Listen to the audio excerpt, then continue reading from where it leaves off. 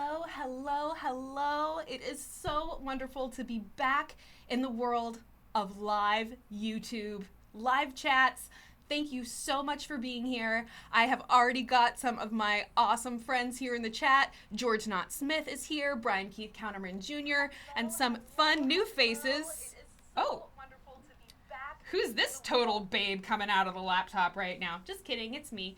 But I muted myself, so now we're good to go. For anyone who is not familiar with these chats, this is a live health Q&A. That means that your questions related to health, wellness, weight loss, sleep, stress, anxiety, meditation, yoga, ASMR are all fair game, and I will begin taking questions as soon as they come in. So if you are already in the chat room, you can go ahead and begin leaving your questions now. I'm going to do my very best to get to as many questions as I can before my social media team comes in here, jerks me off of YouTube, and we're going to head over to some other platforms because it's fun to go live. And I hope that y'all will come and join me. So here we go. Let's see what we've got. Sushi Cat is in the house. Aesthetically. One of my favorite words to say. Aesthetic. Aesthetic. Aesthetic. Beautiful word. Not sure. Amanda Ames is here. Thank you so much. It's so good to see you, Amanda. I saw that you left me a voicemail. I will be sure to get back to you. Charlie Wallace in the house. Jonathan Whitger. So many of my awesome friends. I'm so thrilled to see you guys. It's been a little while. But I am back, and we're going to be trying to do these live chats on the regular. So stay tuned for all of that. Here is our first question. Always happy to see a question come in. This is from Yamagishi-san. Thank you, Yamagishi, for your question. It says, please can you do a video for promoting digestion? We're just doing a couple little camera setups here, guys. Just hold tight. Y'all get to see a little bit of the behind the scenes of what is going in to making me look so beautiful. Yes. All right. Okay, so promoting digestion, moving the food into and through your gut, including how to expel trapped gas. Also, can you do it for a small floor area, say 1 meter by 1 meter? So this is awesome. This is a little bit more of a video request rather than a question, but I will go ahead and kind of touch on some of these points because this is really important. They're not seeing me anymore, by the way. They are now.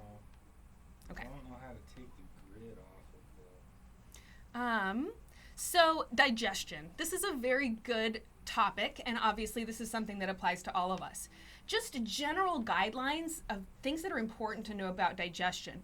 Number one, the foods that you eat are gonna play a really big role in how well your body is able to digest those foods. So maybe you didn't ask that, but if you're not paying attention to the things you're eating, I highly recommend you do that, because if you're eating healthy foods, especially your fibrous vegetables, fruits, things that are really dense with nutrients are also going to really help with the digestion process. Especially if you're eating lots of processed foods, make sure you throw in a salad or a side of vegetables or something, because that's really gonna help digestion. When it comes to moving the food through the digestive tract, obviously we've got peristalsis and all of these other wonderful functions that are just constantly working to move food through our body. So if we were to ask a question like, well, why do we sometimes get bloated? Or why do we sometimes have, maybe our digestion feels sluggish? This can come down to a lot of different things. First of which being you're just eating too many processed foods and it's too hard for your body to break those foods down. Second being that you're just living a sedentary lifestyle. Now, even though our digestive tract is well inside of our body, it's really important to remember that physical movement and physical exercise is going to play a really important role in your digestion. So especially when we're talking about doing yoga, for an example, but really any kind of exercise or movement, any kind of twisting motion. It's very important that I demonstrate for you the twisting motion because, anyway, anything with a twisting motion is going to be excellent for digestion. It actually kind of cinches in around your organs, giving them a little bit of a massage. And then when you release that twist and all of this fresh blood flow and fresh oxygen kind of floods into the organs, It's a very, very excellent way to assist with pushing food through the digestive tract. You also have the kind of physical component that as you are compressing the organs and almost giving them a little massage in those twisting movements, that's also going to help to kind of push the food through the digestive tract and just stimulate a little bit of, fresh blood flow and fresh circulation into, you've got your large intestine, small intestine. There's a lot of complexity going on there when it comes to our digestive tract. Last question was about expelling trapped gas. There's a really great pose in yoga called wind relieving pose. If you just type that in, it's where you lay with one leg flat and then pull the other leg in, other knee towards your shoulder. It's going to be a really great pose, can be very, very helpful for you. Throw that in with a couple of spinal twists where you're compressing the organs, and that is a really great small little yoga sequence you can do to stimulate digestion. Real quick, click on that bottom right. Yes. All right, guys, we got a little technical. The number 3, click that eyeball. The eyeball. Oh. Click it back again. There. All righty. Things are getting all technical here. Guys, this is awesome, though, because I actually have a team of people helping me out with the live chat, whereas back in the day, I was just flying solo, flying by the seat of my pants, so to speak. So I am thrilled that I now have a team of experts helping me out with all of this. Here we go. Moving on to question number 2. Just Joe wished me a happy birthday. Thank you so much. I appreciate that. Laura Schmidt, fantastic to see you. Oh my gosh, it has been so long. I hope you are doing really well. Okay, hey Pewdie, how to not feel tired after eating? This is a really good question. Now, once again, not to sound like a broken record, but what you eat is going to play a really, really big role in how tired you feel after eating. The more processed the foods are that you're eating, the more work your body has to do to break those foods back down. So everything that our body takes in, our body actually has to break those down into their smallest molecular components, right? So the more processed a food is, the more work your body has to undo all that, the more work your body has to do to undo all that processing. So just eating a lot of processed foods is going to typically make you feel more tired after eating. Another thing that makes you feel tired after eating is getting a big insulin spike. So insulin is the hormone that our body releases anytime that we take in sugar. And if you're constantly taking in sugar throughout the day, sipping on sodas, eating candy, snacking on potato chips, all of those things are going to boost your insulin. And when you boost up your insulin levels, your body kind of scrambles to try and deal with that sugar. And what typically happens afterward, your body's secreted all of this insulin to try and deal with the sugar, and then your blood sugar drops back down. So it's like the body's kind of overcompensated to try and bring your blood sugar level back into a healthy range.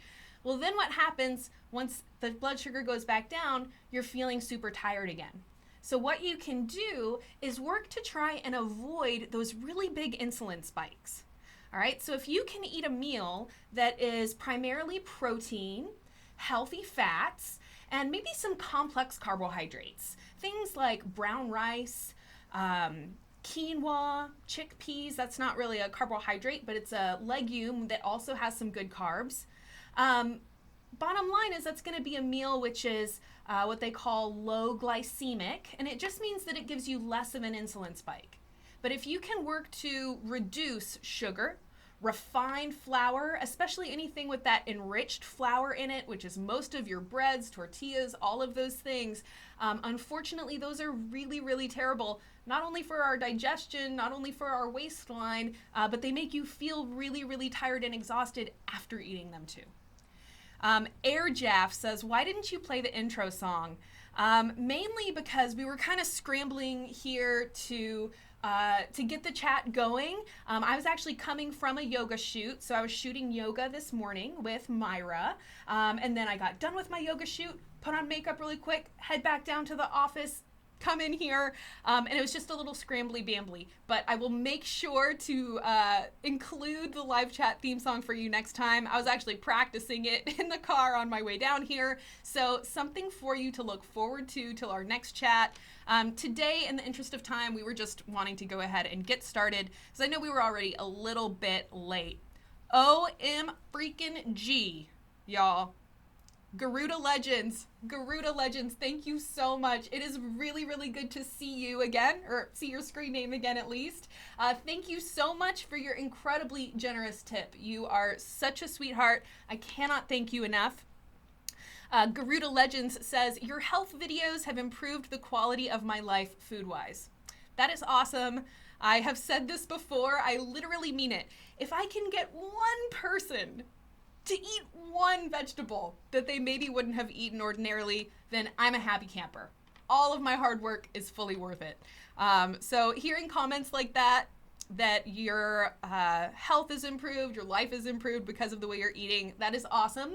If you have a question, let me know, because I owe you an answer in exchange for your generous tip. Those of y'all out there in the chat room, if you leave a tip, it'll actually bump your question up to the top. So if you've got a really burning question you really want me to get to, go ahead and leave a tip with it, and that'll bump you up to the top of the line. Otherwise, guys, I do my best to get to as many questions as I can, but there's just so many, it's kind of not physically possible. So doing my best here.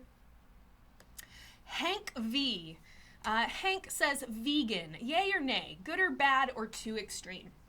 This is a really, really good question, and I would highly recommend that we spend more time on this question than 3 minutes in the middle of a live chat.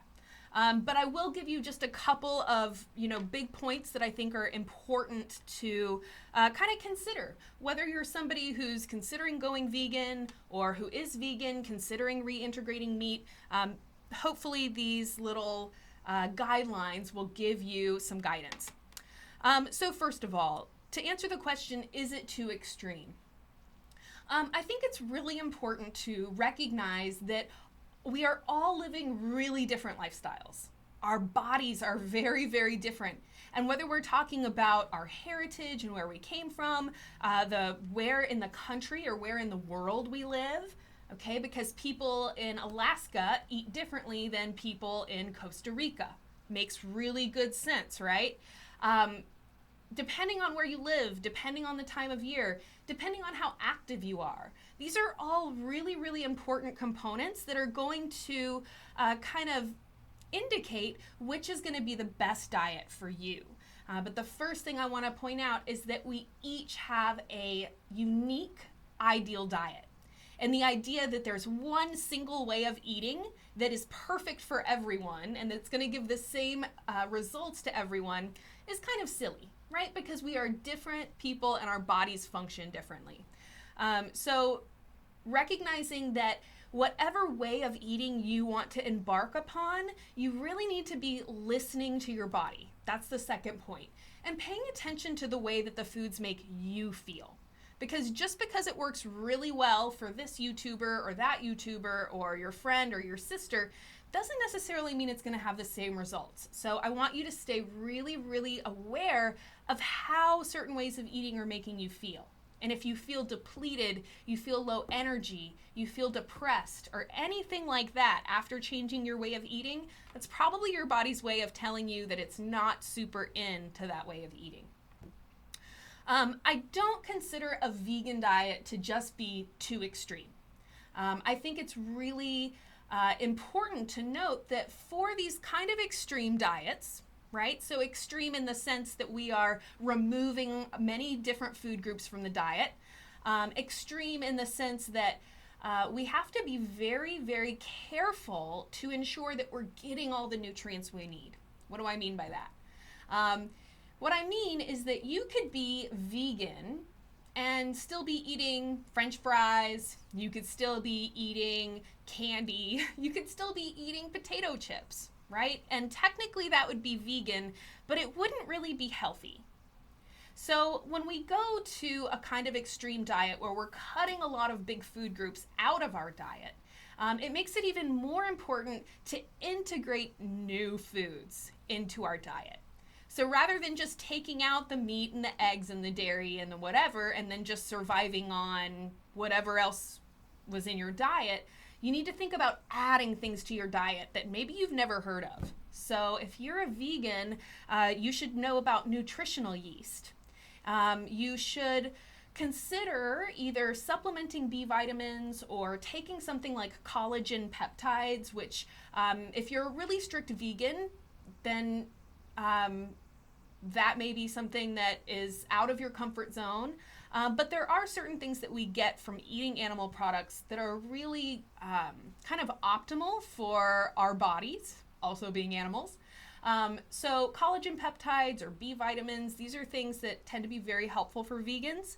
But I do think that a vegan diet can be a very healthy diet if it's done correctly, and you really take some time to do the research on it. And like I said, pay attention to how it makes you feel, which I think is the most important factor.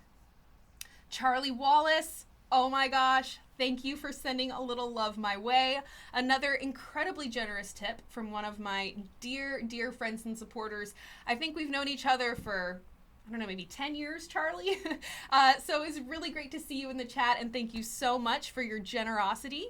Charlie says, just sending a little love and thanks for the wonderful impact you've had on my life. So Charlie has kind of made a lot of changes over the last couple years through coming to my chats. We've actually even met in person a couple of different times. And he's struggled with diabetes and has really had a lot of success in implementing some of these simple dietary changes that have brought him a lot of relief. He's doing really well right now, as far as I know. Hopefully all is well with you. And I'm just always happy to have you in the chat. Thank you for being here. Of course, I do owe you an answer. If you have a question that comes up, be sure to leave that in the comments. Let's see. Lefe, what is the best way to calm an overactive nervous system? Such a good question. I'm actually going to bring this in just a little bit.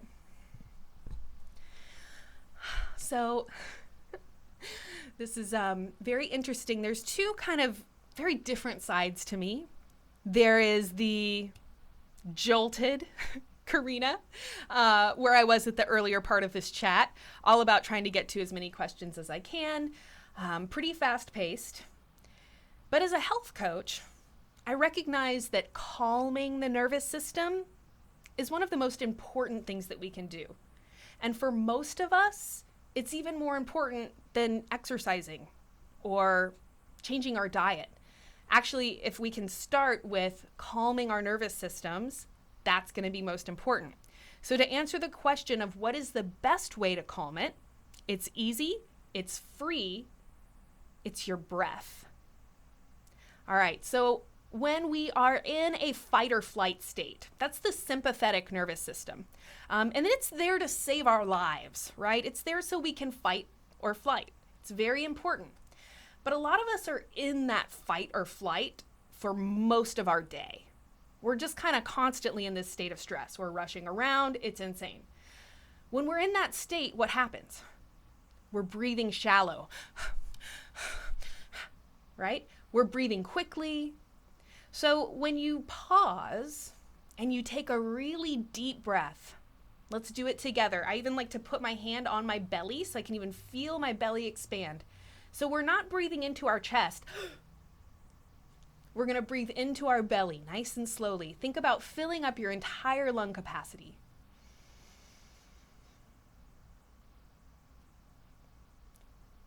When you take this deep breath, you can go ahead and release it whenever you'd like. Don't have to hold your breath. When you take that slow, deep inhalation, it actually signals to your brain there's no need to be in fight or flight right now. It's almost like taking a lever of your nervous system and switching it from the fight or flight state into the parasympathetic nervous system. It just signals to your body that there's no bears, there's no tigers, right? Because if there was a bear or a tiger, you wouldn't be sitting there taking deep belly breaths. Very unlikely. So slow down, take a deep breath, and there's this concept of extending your exhale to be longer than your inhalation. So something like breathing in to the count of 4 and exhaling to the count of 6. And it's not super important that you're right in with the numbers, but the idea is that if you extend your exhalation, so it's longer than your inhalation, this is another one of those ways to signal to your nervous system, everything's a-okay. Totally fine for you to come out of fight or flight and come into that parasympathetic nervous system, what they often call rest and digest. So deep breathing, I cannot say enough about it. We spend so much of our time very hunched over, right? And it's not only terrible for our shoulders, it kind of gives us a neck ache, we kind of feel crummy, but it also is compressing our rib cage. It's compressing all of the different muscles down to our diaphragm, and just recognizing that your lung capacity actually goes all the way down below your belly button. So if we're just breathing shallowly into our upper chest, not only are you not taking a full breath, but those are also the kind of shallow breaths that will keep you in that fight or flight state, right? They kind of keep you in that panicked state. Another component of the breath in terms of your nervous system is that, consider what happens if you start to feel like you're out of breath. Or if you're underwater for a long time, right? And you can't come up to take a breath, you start what? Panicking. So your body has that same thing. And if you're going throughout your life breathing shallowly, you're not taking deep breaths, you're not taking the time to pay attention to your breathing, then, it's almost like you're slowly starving your body of fresh oxygen. And just that simple component of your brain and your body not getting enough oxygen is also going to increase anxiety, increase that sense of panic, and all of these other negative health issues that follow. So, Leffe, in answer to your question, the best way to calm an overactive nervous system is slow, deep belly breaths.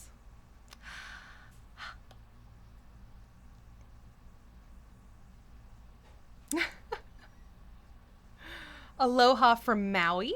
Thank you. Kawix Spencer Jr. All right, scrolling down, looking for more questions. Cameron Byer. She has a question about breastfeeding while on a plant-based diet and also trying to lose weight but snuggling. Struggling, not snuggling. Okay. Big question. And I encourage you to do some more research on this because there's like several different factors you're playing with here that could be the contributing factor, so to speak. So number one, yes, I have also heard moms talk about breastfeeding, helping them lose a lot of that baby weight. However, I think it's important to kind of be aware of the timeline, so to speak. So I don't know how recently it was that you gave birth, but I think that the weight loss that comes from breastfeeding is probably a few weeks or months after you've actually gone through labor.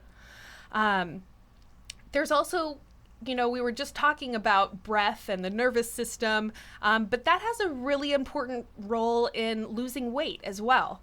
Because if your body is in that stressful state, that fight or flight state, it doesn't burn fat. Period. Fat burning is not important when you're running from a tiger. Fat burning is not important when you are running from a bear. So anytime you are in that fight or flight response, your body won't burn fat. So I would guess as a new mom, you're not getting very much sleep. You're probably trying to be relaxed, right? Trying to be relaxed around your baby, but you're also under a lot of stress. So incidentally, I would actually recommend that while you're breastfeeding, you're just maybe a couple months, maybe up to a year after giving labor, but you're still pretty close, right, to this big experience that your body was going through. I would actually recommend that you get more sleep, focus on these deep belly breaths, anytime you're feeling stressed out and just trying to notice those times when you kind of feel your nervous system elevate and you feel yourself getting kind of stressed out, and do your best to try and calm back down. Getting more sleep, reducing your stress, spending more time in the rest and digest or parasympathetic nervous system is really, really, really a good recommendation for all of us, but especially for new moms. And then as far as being plant-based vegan while you're breastfeeding and trying to lose weight, that's just kind of so many different things that I would just encourage you to do some research. I bet you anything there are plant-based vegan moms out there who have either done videos or written blogs specifically on this topic. So I hope that you are able to find some other information. Be good to yourself. Treat yourself. Care for your body. Care for your baby. That weight will come off when it's ready to. Rather than focusing right now on trying to lose weight and trying to get back down to your jean size or whatever, just focus on reducing your stress, being really, really good to yourself, getting some good sleep and some good relaxation, and I have a feeling that all of those other things will fall into place.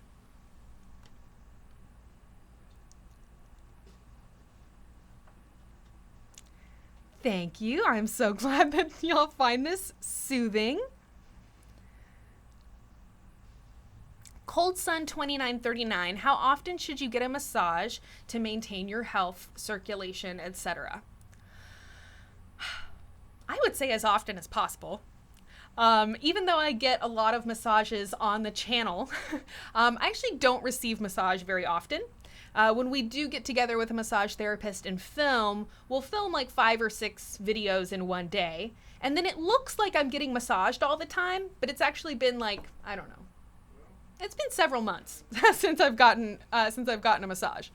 But bottom line is, even though we make it look like I'm getting massaged all the time, I've heard recommendations like every 4 to 6 weeks is a good kind of like maintenance schedule for massage, like you said, to just keep your circulation healthy. Again, it's really great for calming the central nervous system. So all of this stuff we've been talking about calming the body and all of the different things that helps with, obviously massage is great for that too. If you are recovering from a certain injury or maybe have some kind of other issue going on, you may want to see somebody on a more frequent basis.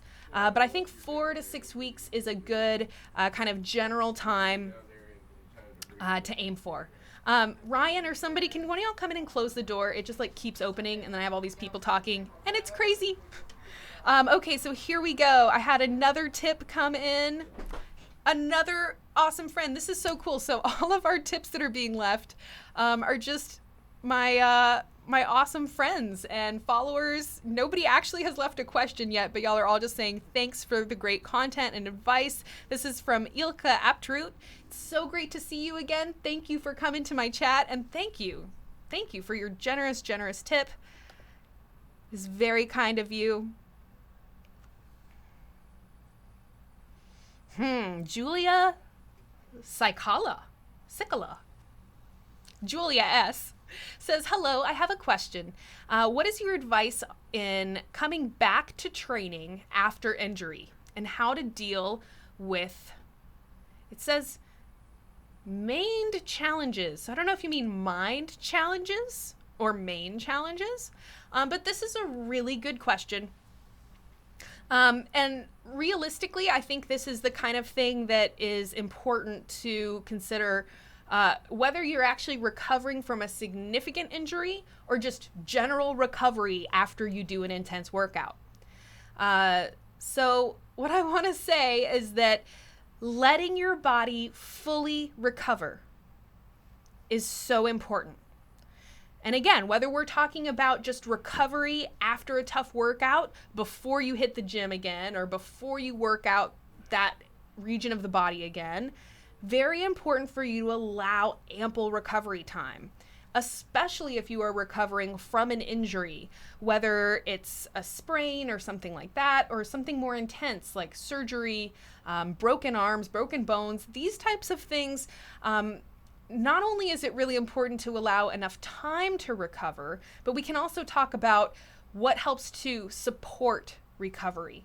Once again, that rest and digest, parasympathetic nervous system is really important. It even has the word rest in it. You could also call it the rest and digest and repair and heal and recover and burn fat and build muscle.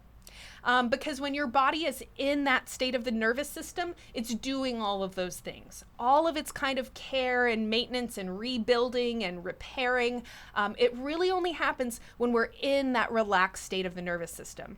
So while you're recovering from whatever it is, make sure to spend as much time in that area of the nervous system as you can. So you can do that with those deep belly breaths.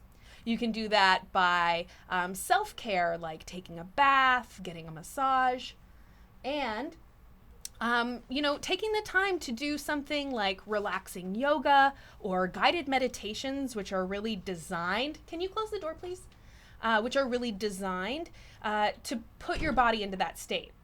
So while we're on the topic, I would recommend that you go to your favorite app store, iOS or Android, and download our yoga app. I can even pull it up for you right here on my phone.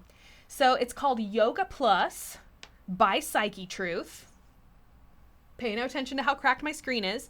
But anyways, we've got an entire section here of yoga therapy for back pain relief. These are really great kind of gentle videos that are going to be helping you to restore some of that mobility, but from a very gentle perspective.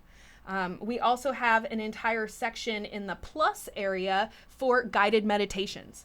So again, just spending some time working on bringing your focus back inward is really, really important. For so much of our lives, we're just kind of in that monkey mind, as they often call it, where our mind is just rushing with thoughts. Totally normal. This is what it's like to be human.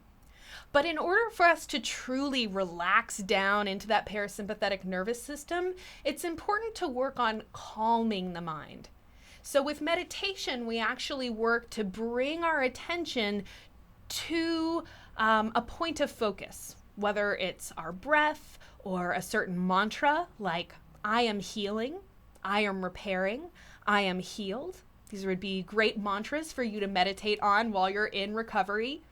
And the whole idea is that by kind of calming the mind back down and putting your body into that deep state of relaxation, all of these other benefits can start to come in. So let your body recover. Do not go back to intense exercise or even intense yoga until you've allowed that full recovery. I cannot say it enough, but I've probably said it enough times, like 3 or 4. So I'm going to move on to the next question. Julie, I hope that was helpful for you. When it comes to dealing with, mental challenges, I would again just encourage you to be patient with yourself. Be kind with yourself and appreciative of your body. When we talk about meditating on mantras like I am healing or I am healed, things like, I am grateful for my body. I'm grateful for my feet. I'm grateful for my toes. I'm grateful for my arm and its healing or whatever, right? Whatever is the body part that it's maybe recovering, and just really channel that energy of gratitude to that area of injury and patience with yourself. Because all of that muscle memory that you had before your injury, that is all going to come right back. But you've really got to be in the right mental space of calm, of peacefulness, of patience with yourself and with your body in order for you to really fully get all of that recovery so you can be back to your best, back to your full strength, etc. More questions about the intro song, but I will do that next time. You guys are so cute. I was like, I wonder if anybody's going to notice if I don't do the song. I should have known y'all would notice. Jonathan Whitger, another one of my awesome friends and followers. He was around for many of the early live chats back in the day. Jonathan says, "You have inspired me to major in dietetics in college and to be a future dietitian, so I can help people live a healthy lifestyle in the future, just like you." That is super awesome. I love hearing comments like that. I love inspiring other people to endeavor to help other people. That's just like the ultimate dream for me.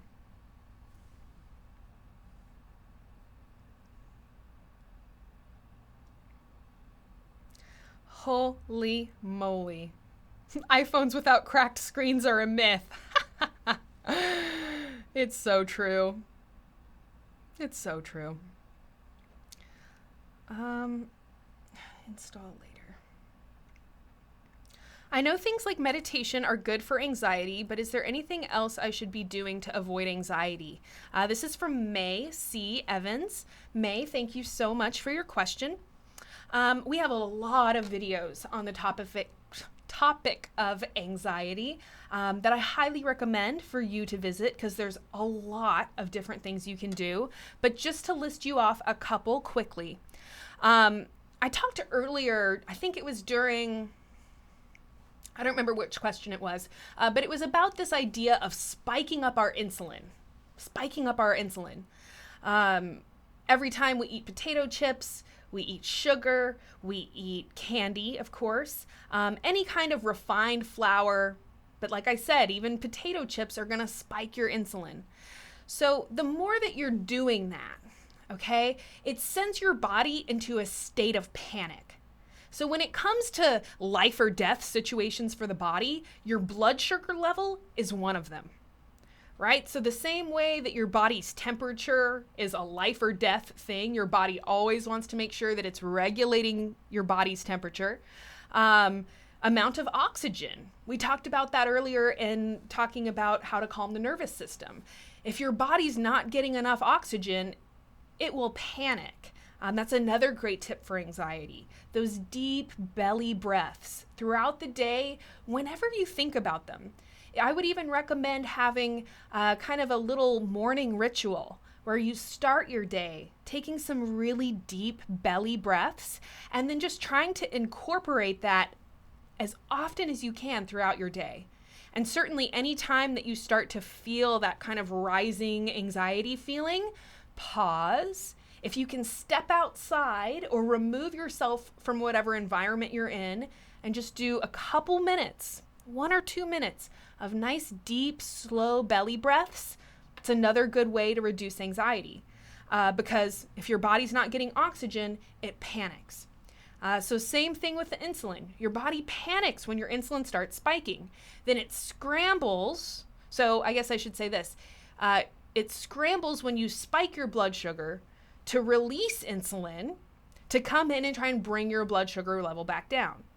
But if your blood sugar is doing this all day, you spike it up with a piece of candy, it comes back down. You spike it up when you eat lunch. You spike it up having a soda, right? That constant roller coaster of your blood sugar is a big factor in anxiety.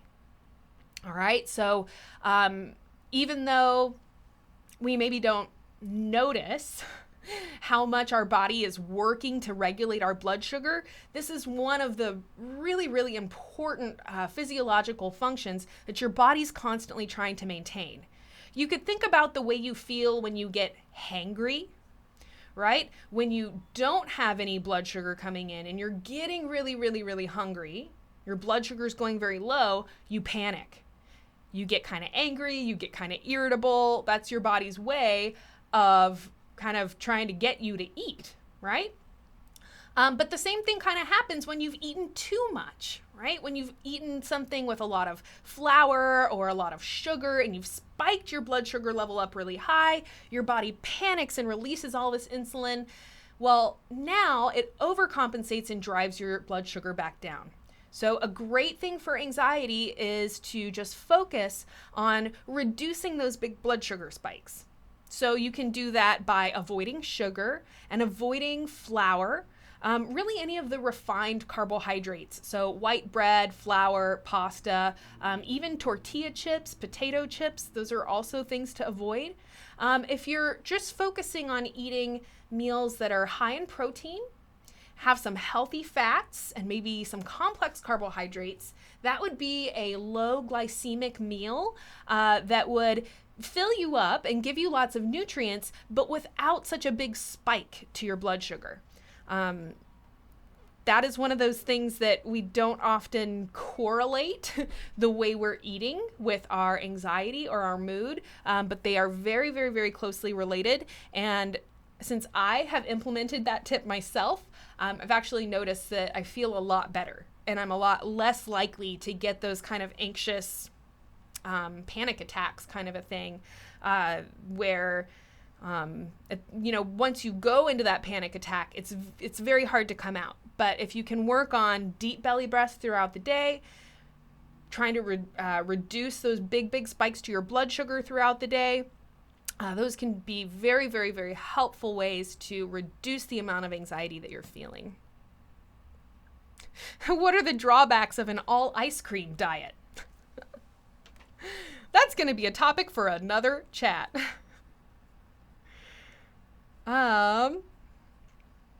Okay, here we go.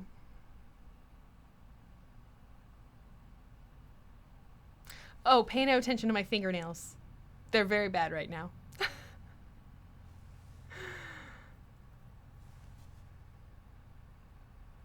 Okay, here we go. I see some question marks. Nita Vlogs. Nita, great to see you. Thank you for being here. Yes, I definitely remember you. So Nita says, I'm on keto. So that's a ketogenic diet or zero carb diet to lose weight. 19 years old. And she's given me some other little stats here as well. So for anyone who is not familiar, I just want to explain briefly what the ketogenic diet is and why it's so effective for weight loss. It is a perfect kind of dovetail of what I was just talking about trying to avoid those big insulin spikes. Because then the whole point of a ketogenic diet, also known as keto, K-E-T-O, is that you're keeping your body in a state of ketosis for prolonged periods of time. So anytime that your insulin is remaining very, very low for an extended period of time, your body goes into ketosis. And what that means is that it's burning the stored fat cells on your body for fuel rather than just burning the sugar that's in your bloodstream. So the body is very lazy in the sense that if there's sugar in your bloodstream, it's going to burn the sugar in your bloodstream and it's not even going to touch all of the stored fat on your body. So in order to encourage the body and almost even force the body to go into those fat reserves, go into the hip, go into the belly, go into the arm flab and burn that fat, you've got to keep your insulin extremely, extremely low. So hence a zero carb diet. Ketogenic diet is very, very strict because you have to keep the insulin level low or else you will go out of ketosis. This is a very restrictive diet because, again, you're cutting out almost an entire food group of carbohydrates. But it is very, very effective because as long as you are in that state of ketosis, your body's constantly burning fat. Keto diets and intermittent fasting are often kind of hand in hand with one another. And that's because once your body goes into ketosis and it's burning stored fat for fuel, you can go longer periods of time without eating. And actually, people who are on a ketogenic diet will typically say, actually, I feel less hungry now than I did when I was eating carbs. And it's because as long as your body has that steady stream of energy, because it's become efficient at burning your stored fat for fuel, it's not going to get hungry and it's not going to get hangry, right? So tips for a 19-year-old who's doing a ketogenic diet. First of all, I would just recommend that even though you are zero carb, that you are still including lots of vegetables in your diet. And I think fruits are very important in the diet too, but most fruits have so much sugar in them that they tend to be recommended to avoid while you're doing a strict ketogenic diet. So in that stream of thought, so to speak, you could consider taking breaks from the ketogenic diet periodically, especially if you start to feel depleted or you just start to feel kind of not super awesome. That could be your body's way of letting you know that it just maybe needs a break from the ketogenic diet. A good time to eat some fruits, eat some vegetables, and kind of fill in some of those nutritional craters that can exist when you're on such a restrictive diet. Even if you are staying in your ketogenic mode, still do your best to incorporate vegetables and fruits if possible whenever you can. And some cool little tricks for eating vegetables and fruits without spiking your insulin up is to consume them with fats or with healthy sources of fiber. So when you consume a carbohydrate in conjunction with fats and or fiber, and a lot of times in the case of things like nuts, you get both. When you consume them together, it slows down the metabolism, or how long it takes your body to break down that fruit or break down that vegetable. So if you are going to have some fruits or vegetables, throw on some avocado, some nuts, some coconut oil, anything with a good source of fiber. So that could be, to not go off on an extremely long list, basically all your fruits, vegetables, legumes are all going to be excellent sources of fiber. But once you're consuming those things together, it's going to reduce the glycemic load or the comprehensive glycemic effect of that meal. So that can be a really good tip, whether you're on the ketogenic diet or not. You can reduce the insulin spike by eating your carbs with fats and or fiber. Lastly, Nita, I would just caution you that you are pretty young to be doing such an extreme diet. When you are, really I consider up to the age of 25, although maybe 21 is more realistic, your body is in a very strong developmental stage.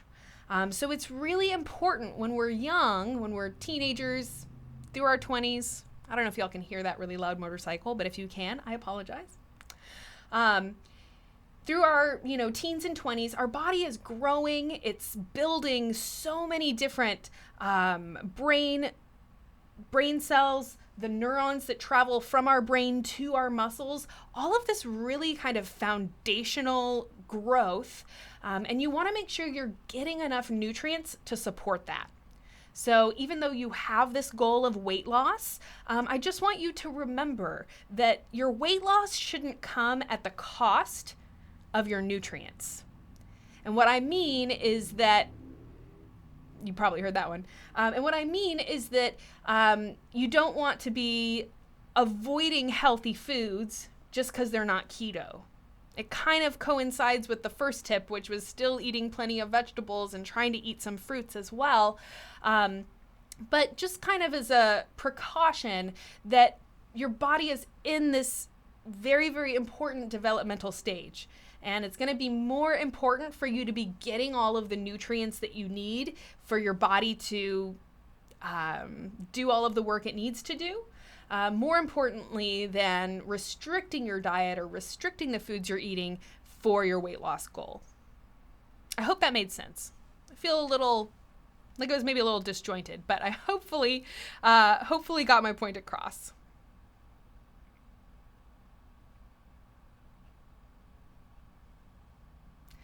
Looks like there's some discussion about vaping versus smoking. I know some of y'all probably saw that we were just doing the CBD pen giveaway, and I did a CBD pen review. I think if you're somebody who's going from you're not a smoker at all and you've never been a smoker, I wouldn't really recommend vaping. I think that it's just so new that if we could somehow fast forward 10 years or 20 years or 30 years, they probably will end up finding out that there's negative health effects associated with vaping. Anytime you're heating up something that contains metal, there's just, I would feel like it would be silly for me to be like, oh, there's no effects. But with that said, even vaping is probably 100 times better for you than actually smoking, right? We're talking about like a huge temperature difference in terms of what happens when you actually light something on fire versus taking it in through a vaping mechanism where you're still heating up the oil, but to a significantly lower temperature. So vaping, definitely better than smoking. But if you're somebody who's never been a smoker, never smoked before, then I don't necessarily recommend vaping. However, I do find that little pheno pen, CBD pen, I feel is very effective for kind of a quick relief of anxiety, so to speak. So before I film, sometimes I'll hit the CBD pen. I took a couple little drags off the CBD pen earlier this afternoon as I was kind of getting myself amped up for this live chat. It does kind of tickle the throat a little bit. I think for somebody who's a smoker going to vaping, it maybe wouldn't bother you at all. But from not really being a smoker and then starting to hit the vape pen, it was like a little bit intense. But to me, I'm not hitting it all the time. I'm not using it all the time. I just kind of use it as needed when I'm feeling extra stressed. And then I take the CBD drops kind of regularly. Usually at night, I'll kind of take the drops. So if you are looking at taking CBD and you're a little nervous about the vape pen, just know that you don't have to use a vape pen in order to take CBD. You can take capsules. You can take little drops under the tongue, which is called sublingual. Are all really effective ways. And when it comes to the vape pen, I think just the speed of the relief that you feel is kind of the main benefit. And then if you're somebody who's quitting smoking and going down to vaping, then that's definitely a step in the right direction. A little bit unrelated to what I'm talking about here, but bottom line is that you just kind of have to do what feels right for you. We all kind of gravitate towards different things, so follow your intuition and listen to what your intuition is telling you. Chances are your intuition is right. Alrighty, Richard. Good to see you, Richard. Oh my gosh, this is so cool. I feel like this is like my homecoming to YouTube Live. So Rich, it is awesome to see you. Thank you so much for coming to my chat. Thank you for your generous tip. Once again, a tip that was left with a mere, hello, Corrina, I love the show, rather than a question, but I super appreciate that. Rich and I have done several different health coaching sessions over the years. I've worked on a couple different things. Rich, I honestly consider you a bit more of a fitness expert than me. So maybe one day we'll get you to come on the live chat and be a guest. Thank you so much for your generosity. I super duper mega appreciate it. Okay, wow, I just got a huge flood of comments. Well, all I have to do is learn how to use the little touchpad mouse thing. Here we go. All right. Why won't this go?